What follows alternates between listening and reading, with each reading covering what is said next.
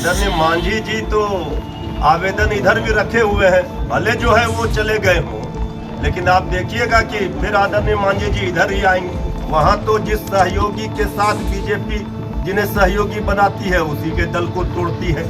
ये राम नाम जपना और हिंदू का वोट लेना अब हो गया, इनका विदाई समारोह हो जाएगा इस बार। नमस्कार, आप लाइव सिटीज देख रहे हैं। मैं हूं जय शुक्ला।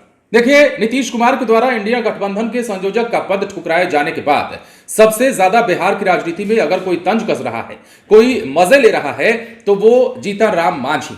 जीतन राम मांझी ने पिछले दिनों एक ट्वीट में कहा था कि राजा बनाने का सपना दिखाकर यदि किसी को सेनापति बनाने का ऑफर दीजिएगा तो वो थोड़े ही न स्वीकार करेगा। ये बातें उन्होंने नीतीश कुमार पर तब कही थी जब उन्होंने संयोजक का प्रस्ताव इंडिया गठबंधन में ठुकरा दिया था। उसके जस्ट बाद ही जीतन राम मांझी का ट्वीट सामने आ गया था। अब जीतन राम मांझी ने खुले तौर पर यह कहना भी शुरू कर दिया है कि नीतीश कुमार जो है वो उसके हकदार नहीं थे। नीतीश कुमार जो है वो और भी ज्यादा बड़े पद के हकदार हैं। नीतीश कुमार को जो तवज्जो दिया जाना चाहिए इंडिया गठबंधन में वो अब तक नहीं दिया गया।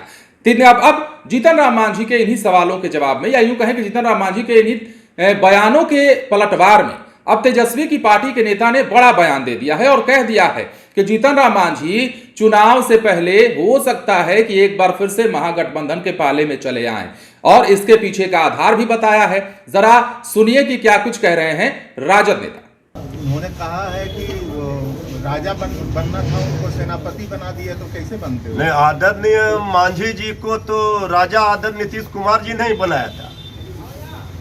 आदरणीय मांझी जी तो आवेदन इधर भी रखे हुए हैं।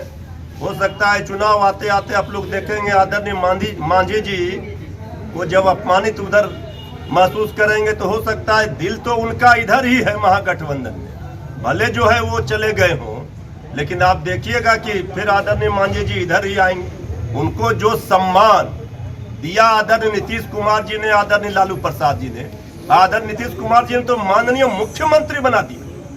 अब इससे बड़ा सम्मान तो और कुछ हो ही नहीं सकता है। तो आदरणीय मांझी जी का दिल इधर है, भले जो है स्व शरीर वो उधर हो। आज तक एनडीए में उनको पता चला है उनको कितना सीट मिलेगा।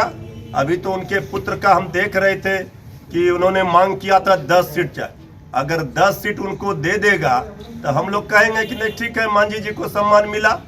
तो सम्मान जो है यहाँ ही सहयोगियों को दिया जाता है। यहाँ हाथ और गले नहीं, दिल मिलाकर गठबंधन किया गया है। लेकिन वहाँ क्या किया गया है? वहाँ तो जिस सहयोगी के साथ बीजेपी जिन्हें सहयोगी बनाती है उसी के दल को तोड़ती है। आप देखिए भला चिराग पासवान जी के क्या किया, झोपड़ी में आग लगा दिया।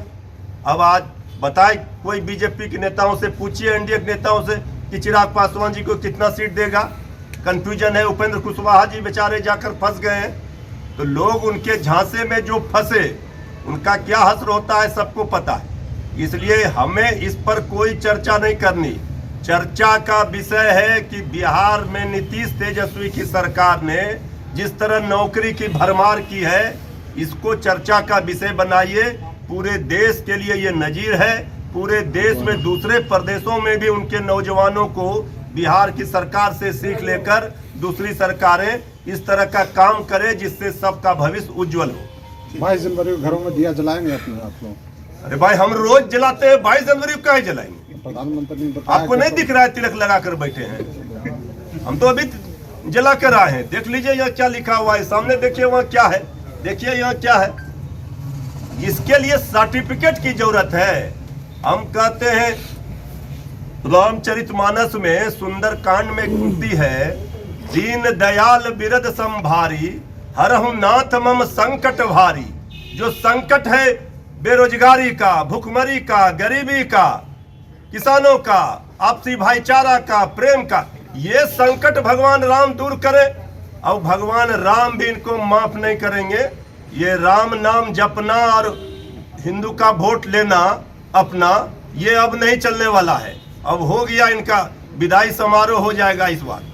तो सुना आपने, मृत्युंजय तिवारी बोल रहे थे, प्रवक्ता हैं आरजेडी के, और तेजस्वी यादव और खासतौर पर महागठबंधन सरकार की बातों को प्रत्यक्ष तौर पर रखते हैं, मुखर होकर अपनी बातें कहते हैं। और उन्होंने इस बार खुद कहा है कि जीतन राम मांझी का मन हो सकता है कि चुनाव से पहले एक बार फिर से डोल जाए, और इसके पीछे का आधार उन्होंने बताया कि देखिए, जब से जीतन राम मांझी एनडीए में गए हैं तब से उन्हें तवज्जो नहीं दिया जा रहा है। इसके साथ ही उन्होंने कई सारे मसलों पर और भी बातचीत की, मोदी सरकार पर भी हमले किए, 10 सालों का उन्होंने रिकॉर्ड भी बताना शुरू कर दिया। तो ऐसे में जीतन राम मांझी को न सिर्फ जवाब दिया है तेजस्वी के नेता ने, बल्कि कई सारी बातों को क्लियर भी कह दिया है। बने रहे लाइव सिटीज के साथ। धन्यवाद।